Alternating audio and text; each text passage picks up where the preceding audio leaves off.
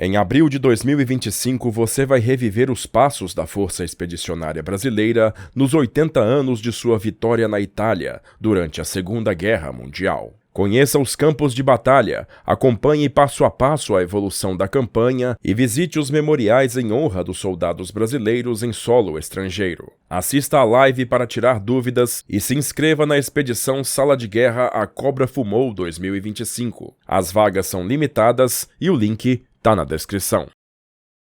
O que é um escritor? Um escritor é um profissional que domina a arte da escrita e produz textos com sua matéria-prima preferida, as palavras. Existem diversos tipos de pessoas que escrevem, como aquelas que produzem o jornal que você lê pela manhã, os que postam suas ideias em redes sociais, os que correm para finalizar um texto valendo muita nota para a professora e até mesmo aqueles que escrevem os roteiros da sala de guerra.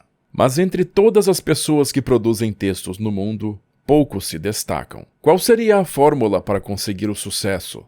Bem, não existe nenhuma receita mágica para isso, mas um fator comum a todos que ganharam os holofotes no mundo da escrita é o amor pelo que escrevem. Desde as sátiras poéticas de Gregório de Matos, o mistério sobre a traição real ou não de Capitu na obra de Machado de Assis, até chegar aos dias de hoje num simples gibi da Turma da Mônica, podemos observar que há um empenho na escrita e desenvolvimento das histórias que não é encontrado facilmente naquela redação de última hora entregue para a professora. A dedicação ao assunto que é escrito faz com que as palavras impressas no papel tenham um significado profundo ao escritor, então ele toma um cuidado cirúrgico ao entregá-las para o leitor. A ideia é transportar as pessoas que leem o conteúdo para um lugar distante, nas alturas. E quem melhor para fazer isso do que um aviador? O ser humano por milênios conseguiu alterar o ambiente em que vivia, moldando todos os tipos de adversidades para o seu conforto. Mas ao olhar para cima, via algo que por mais que tentasse, não conseguia alcançar: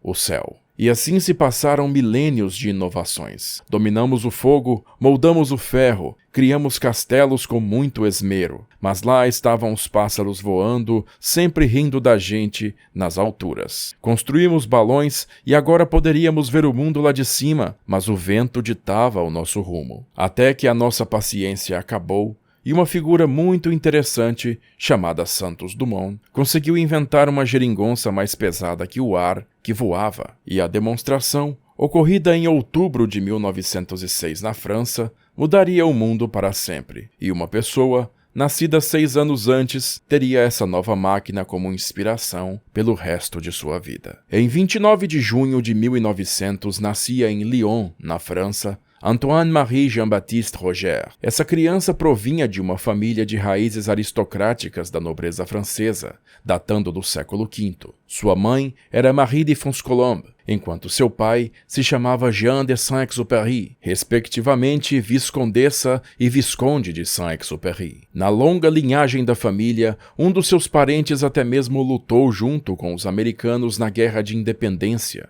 na Batalha de Yorktown, na Virgínia, em 1781. A infância do jovem Antoine foi recheada de carinho, principalmente da sua mãe e da sua avó. Infelizmente, seu pai sofreu um derrame em 1904, em uma estação de trem, morrendo logo em seguida. Tal incidente abalou profundamente a família, que 5 anos mais tarde se mudaria para junto da avó. Antoine possuía 3 irmãs e um irmão, François, com quem possuía uma rivalidade saudável. A vida de Saint-Exupéry mudou para sempre quando conseguiu voar pela primeira vez em 1912, em um campo de aviação próximo à casa de sua avó. Uma vez que havia experimentado o sabor das nuvens, iria perseguir seu sonho de voar até que conseguisse seu objetivo. Em 1914, quando a Primeira Guerra Mundial começou, Antoine e seu irmão estudavam em uma escola cristã perto de Lyon, mas o agravamento dos conflitos fez com que os dois fossem enviados para estudar na Suíça, longe da violência dos combates. Foi lá que Antoine começaria a ocasionalmente escrever poesia. 3 anos depois, François começou a apresentar sintomas de uma doença misteriosa, ficando tão mal que sua família contratou uma enfermeira para oferecer cuidados 24 horas por dia ao jovem.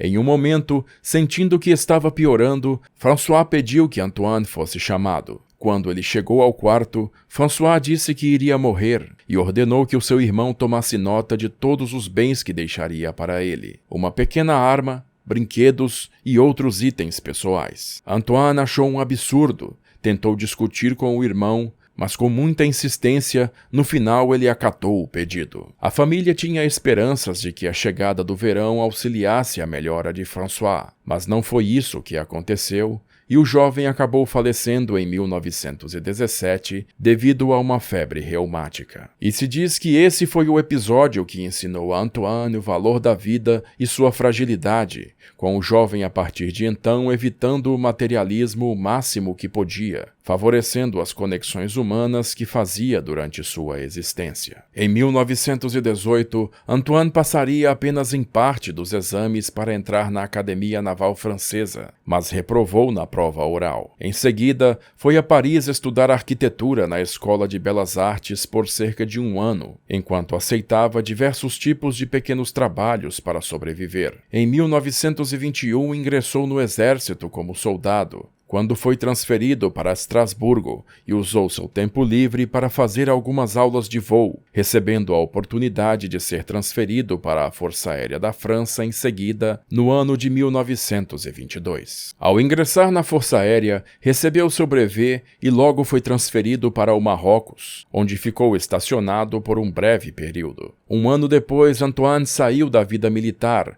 e retornou para Le Bourget, na França, local do pioneiro aeroporto do país, onde continuou pilotando. Em 1923, Antoine sofreria o primeiro dos seus muitos acidentes aeronáuticos, que causou-lhe uma fratura no crânio. Por pressão da família da sua noiva, que estava preocupada com sua vida e o futuro do casal, Antoine aceitou trabalhar em um escritório, onde começaria a escrever. O noivado, entretanto, foi rompido pouco depois, com Antoine mais uma vez ganhando a vida realizando pequenos trabalhos onde fosse necessitado. Em 1926, ele não conseguiria se segurar e voltaria a voar, desta vez para uma empresa chamada Compagnie Latécoère. Esta empresa, fundada por Pierre-Georges Latécoère em 1917, era sediada em Toulouse e começou sua vida produzindo aeronaves para as Forças Armadas da França durante a Grande Guerra, com dezenas de projetos originais que mais tarde incluiriam até mesmo gigantescos hidroaviões multimotores. Com os recursos adquiridos durante a Primeira Guerra, foi criada também a Société des Lignes Latécoère, que tinha por missão fazer o correio aéreo entre a França,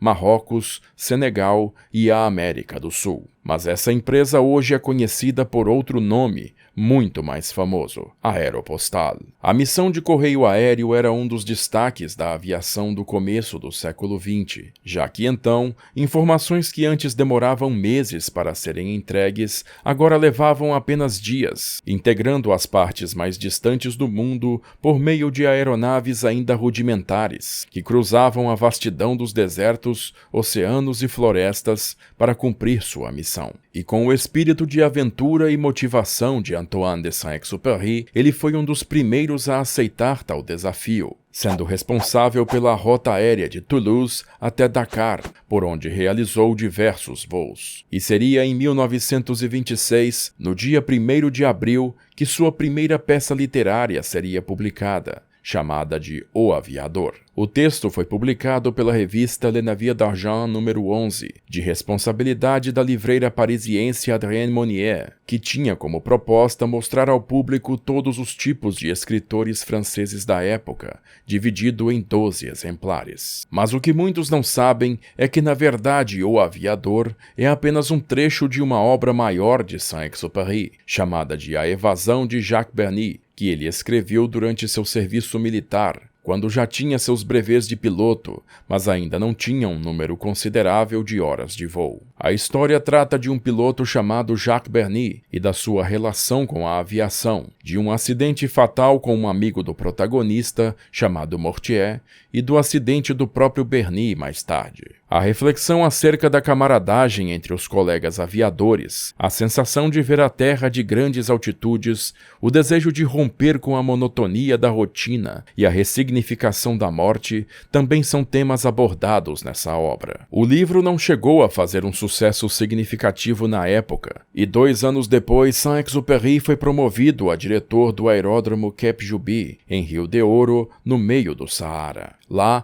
ele dormia em uma cabana simples de madeira e passava longos períodos sozinho, começando a apreciar imensamente o deserto e os povos que lá moravam. Entre suas ações, ele negociou a libertação de alguns aviadores que haviam caído no deserto e haviam sido capturados pelas tribos nativas, rendendo-lhe a condecoração com a Medalha da Legião da Honra pelo governo francês em 1930. Ainda em 1929, Saint-Exupéry fora transferido, desta vez para ser diretor da Aeroposta Argentina, exercendo lá mais funções administrativas. Assim, voava missões por conta própria, para achar novas rotas no continente sul-americano, ajudar na procura de aeronaves desaparecidas ou realizar missões de correio aéreo. Durante seu tempo no país sul-americano, Exupéry publicou 2 excelentes obras, Courrier Sud, O Correio do Sul, e Vol de Nuit, ou Voo Noturno.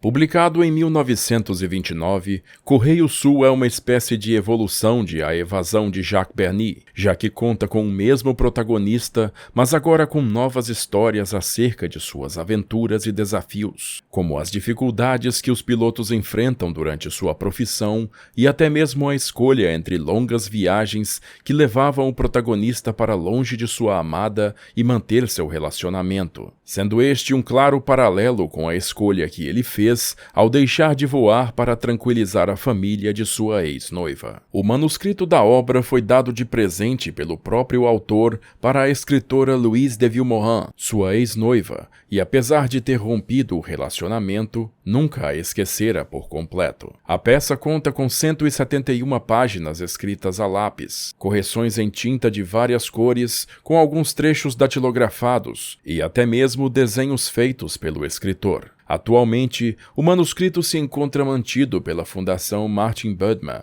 em Cologne, na Suíça. O livro fez sucesso e foi finalmente o pontapé que convenceu Saint-Exupéry a se dedicar à escrita. Mas isso não seria tudo, pois 2 anos depois, em 1931, publicaria Vol de Nuit, que além de se tornar um best-seller internacional, rendeu-lhe o prêmio Prix Femina. A história do livro é sobre Rivière, um chefe de aeroporto durão, como o próprio Saint-Exupéry era na Argentina, que experimenta a aposentadoria, mas aceita que seu destino é fazer as missões de correio aéreo. Mais uma vez, um pedaço das experiências de Saint-Exupéry é exposto em sua obra, mas desta vez fez tanto sucesso que virou um filme de Hollywood, dirigido por Clarence Brown em 1933. No mesmo ano de lançamento do livro, Saint-Exupéry conheceu e se casou com a salvadorenha Consuelo Sunsin, enquanto estava em Grasse, na França. Ainda que os dois se amassem, a natureza do emprego de Saint-Exupéry fazia com que ele ficasse longos períodos distante de sua amada, dificultando a convivência do casal. Além disso, Saint-Exupéry contava com algumas amantes, gerando ainda mais turbulência no relacionamento com Consuelo, fazendo com que logo os dois se separassem.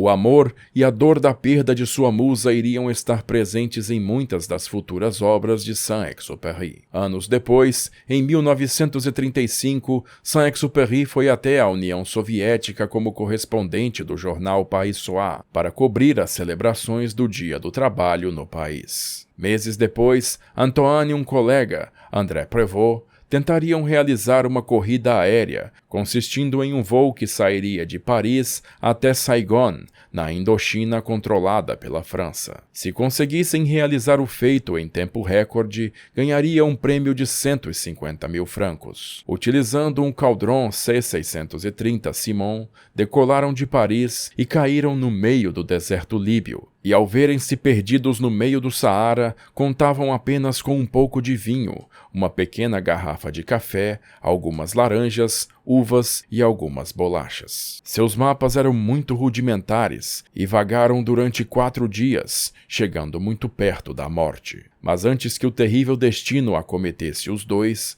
um beduíno os resgatou e administrou o tratamento contra a desidratação. A chocante experiência resultou em mais um livro por parte de Saint-Exupéry, chamado Vento, Areia e Estrelas, lançado em 1939, obra que influenciou um outro conto que talvez você já tenha ouvido falar, que seria lançado em 1943, O Pequeno Príncipe. Aqueles que passam por nós não vão sós, não nos deixam sós. Deixam um pouco de si, levando um pouco de nós. Nessa história, o narrador é um piloto que faz um pouso de emergência no deserto do Saara, ficando com o avião danificado e contando com um pouco de água e comida. Enquanto pensa no que fazer, surge um menino loiro, exigindo que o piloto desenhasse uma ovelha. O piloto aceita e acaba fazendo amizade com o jovem. O menino diz ser um príncipe que veio do asteroide 325, lugar que cuidava com muito esmero, tirando as ervas daninhas e principalmente as sementes de baobá. Mas um dia, uma misteriosa planta cresceu no seu planeta, uma pequena rosa vermelha. O pequeno príncipe se apaixonou pela rosa, mas um dia percebeu que ela havia mentido para ele. Abalado, se isolou e decidiu que iria partir para visitar outros planetas para curar sua solidão. Por mais que antes de sua saída ele tivesse se reconciliado de alguma forma com a rosa. Em sua viagem, o pequeno príncipe encontra diversas figuras, como um rei, um bêbado, um homem de negócios, um geógrafo, um vaidoso, um acendedor de lâmpadas e um astrônomo. E o príncipe percebe que a maioria deles vive sozinho e fazem com que sua vida inteira gire em torno de suas ocupações. Além disso, alguns deles sentem a necessidade de mandar em tudo e todos, o que deixa o príncipe confuso e o faz se importar pouco com o que os adultos falam. Quando visita o geógrafo, entretanto, aprende um fato intrigante. Rosas não vivem para sempre, e ele começa a sentir saudades da rosa que abandonou. Por sugestão do geógrafo, o príncipe visita a Terra, mas acaba pousando no meio do deserto e não consegue achar ninguém. Encontra então uma cobra, que fala por meio de charadas e explica que seu veneno mortal poderia enviar o príncipe de volta para os céus, se assim ele o desejasse. Mas o príncipe rejeita a proposta e segue seu caminho, encontrando e conversando com uma flor de 3 pétalas, para logo depois subir na montanha mais alta da região. Em seguida, o príncipe fica chocado ao descobrir um jardim de rosas. Como isso era possível, se a rosa havia dito que ela era única? Isso deixa o jovem príncipe surpreso e ao mesmo tempo decepcionado com sua amada. Depois, o príncipe encontra uma raposa que ensina uma lição muito valiosa. As coisas importantes de verdade na vida só podem ser vistas pelo coração. Por mais que houvesse muitas rosas iguais a dele, e somado ao tempo que havia passado longe dela, tudo isso fazia da sua rosa mais única ainda, e que por amá-la, isso o tornava responsável por ela, pois protegemos o que amamos. Mesmo assim, se sentia triste por estar tão longe de sua rosa. O príncipe ainda encontraria 2 homens, um funcionário de uma linha ferroviária e um vendedor, que assim encerraria a história que contava para o piloto. A essa altura, o piloto já estava há 8 dias no deserto e logo sai junto com o príncipe para procurar um poço. Eles encontram água e ficam muito felizes, refletindo muito sobre como muitas pessoas não conseguem ver realmente o que é importante na vida. Mas no fundo, o príncipe só quer reencontrar-se com sua rosa e, portanto, começa a planejar junto com a cobra para voltar para o seu planeta. O piloto então consegue consertar sua aeronave, justamente no dia que faria 1 ano em que o príncipe estava na Terra. Mas logo a cobra morde o príncipe, que cai na areia. O piloto tenta nos tranquilizar, avisando que não conseguiu achar o corpo do príncipe no dia seguinte e que está certo de que ele voltou ao seu asteroide. Além disso, as estrelas o deixam mais calmo, pois consegue ouvir a risada do seu velho amigo entre elas. Mas de vez em quando fica nervoso ao pensar que se a ovelha que havia desenhado e entregue ao príncipe poderia ter comido a rosa. O final é um desenho feito pelo piloto representando o deserto em que estava e um favor final ao leitor. O pedido é que se alguém passar pela região e conseguir ficar sob as estrelas por um tempo, avisar imediatamente o piloto caso o pequeno príncipe volte. Mas afinal, o que tudo isso significa? Cada uma das personagens é um fragmento do próprio Saint-Exupéry, de suas aventuras e lições aprendidas. O piloto é inicialmente descrito como uma criança, mas logo é mostrado que é alguém que não quer compartilhar do modo de viver monótono e sem objetivo dos outros adultos, e por isso vive sozinho em seus voos para longe dos outros. Além disso, o piloto é muito receptivo com o pequeno príncipe, que por ser uma criança, tem uma simbologia da linha romântica que representa a forma mais pura e natural da humanidade, e por isso são os melhores professores de coisas como a imaginação e de se desfazer de suas inibições. Além disso, o príncipe representa as crianças que aprendem explorando o mundo, seja pessoalmente ou por meio de sua imaginação, antes de serem engolidas pela vida adulta e começarem a se preocupar apenas com o mundo material e com a praticidade das coisas. A raposa também é um personagem importante, mostrando que em um mundo onde aparentemente tudo e todos são iguais, o fato de se criar uma conexão com qualquer ser o faz se tornar especial, por mais comum que seu exterior seja, mostrando o quanto podemos ver o nosso coração através das aparências e preconceitos. Há também um rumor de que a Rosa seja inspirada em Consuelo, sua ex-esposa. Na história, a Rosa era vaidosa e orgulhosa, além de extremamente bela. Mesmo tendo essa personalidade, o príncipe se apaixona por ela, cuidando dela e protegendo-a das intempéries. Mas depois o príncipe começa a achar que a Rosa se aproveita dele, além de se decepcionar pela arrogância dela, e por isso vai embora explorar o universo. Esses acontecimentos têm um paralelo com o que houve no relacionamento real do autor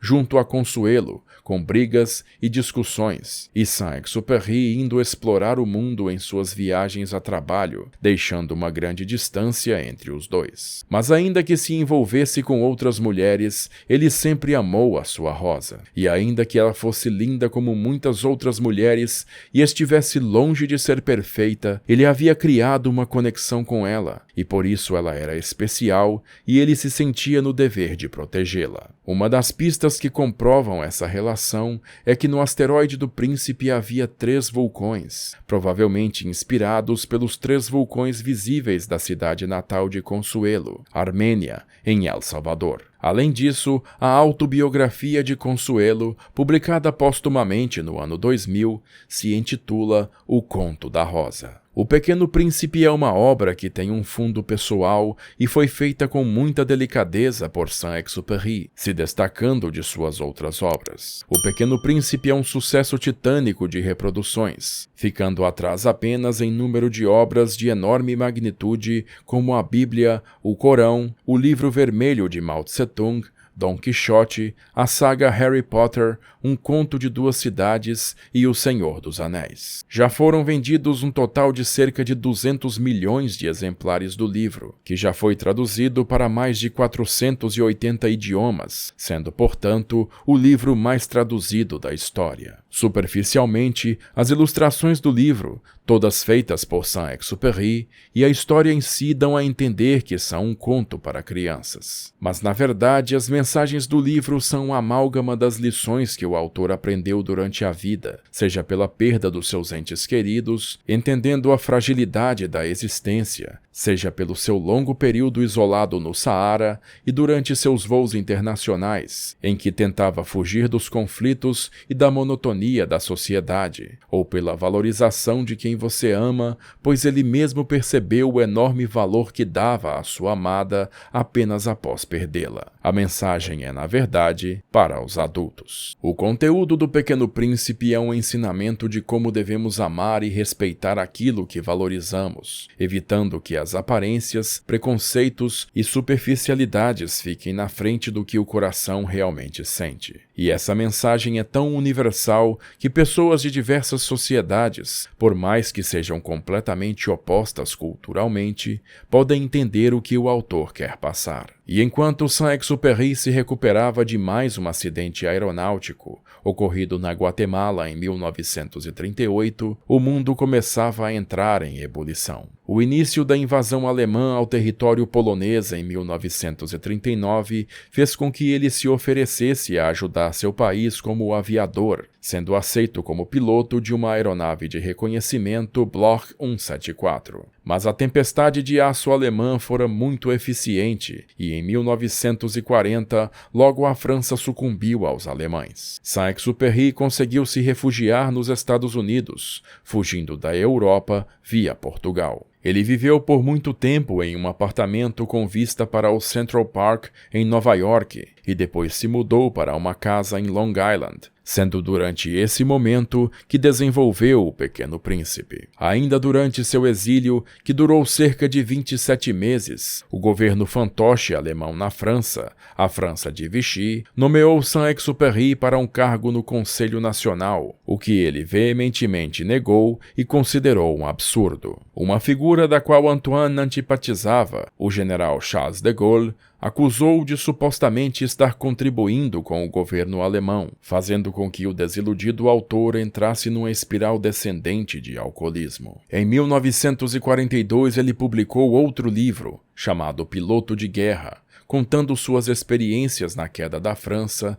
e suas missões, até o sentimento de humilhação da derrota. Antoine também publicou A Carta a um Refém em 1943, homenageando seu país por meio de uma carta endereçada ao seu amigo Léon Vert, que teria ficado na França e que também é a pessoa-alvo da dedicatória do Pequeno Príncipe. O sentimento de revolta e a garra para retornar ao combate eram latentes em Saint-Exupéry, e por isso ele queria voltar o mais rápido possível para salvar seu país. Mas agora ele tinha 43 anos de idade, e ferimentos o impediam de virar sua cabeça para a esquerda, e até mesmo precisava de auxílio para se vestir em alguns casos. Mas ele era uma figura muito importante, com destaque internacional, e por isso sua ajuda à França Livre era vista como vital para chamar mais pessoas à causa. Durante seu preparo, sofreu mais um acidente durante o seu segundo voo no norte da África, enquanto tentava domar a variante de reconhecimento do veloz caça Lockheed P-38 Lightning,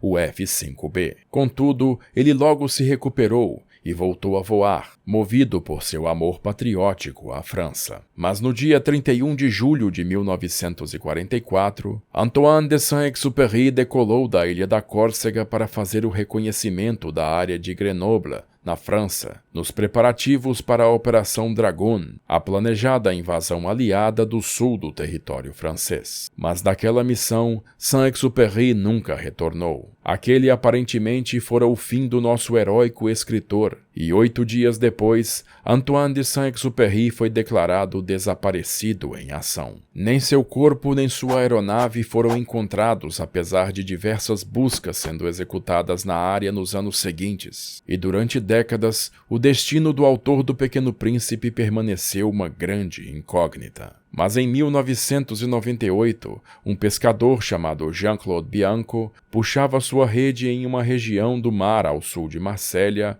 quando encontrou algo estranho. Uma pulseira metálica com inscrições do nome de Saint-Exupéry e sua esposa, presa a um pequeno fragmento do que parecia ser tecido. A descoberta gerou enorme comoção. Afinal, depois de décadas, finalmente uma pista do herói nacional havia sido encontrada. Mas o achado foi levado com muito ceticismo por muitas pessoas, que achavam se tratar de uma réplica ou uma farsa. Mas as surpresas não acabariam por aí. Um ex-piloto de caça da Luftwaffe chamado Horst Hippert afirmou que ele havia sido o responsável por derrubar o lendário escritor. Mas como ele poderia ter certeza? Segundo Hippert, ele havia derrubado um P-38 no dia 31 de julho de 1944, com as cores da França livre naquela região, e dias depois ficou sabendo do desaparecimento de Saint-Exupéry. Ao ligar os dois acontecimentos, chegou à conclusão que ele havia sido o responsável, mas evitou falar disso por anos, até que finalmente decidiu falar com um jornalista do jornal La Provence, o que gerou uma torrente de pedidos e telefonemas em sua residência, que o incomodaram até seu falecimento em 2013. Mas faltam provas para corroborar essa teoria. Como Hippert havia conseguido guardar essa informação durante todos esses anos? Ele não havia falado disso nem mesmo com sua família ou amigos mais próximos, e não havia registros do abate. Será que de fato Hippert havia abatido o escritor dos livros que o haviam inspirado durante a infância, vivendo sua vida inteira com o amargor de ter tirado a vida do seu herói?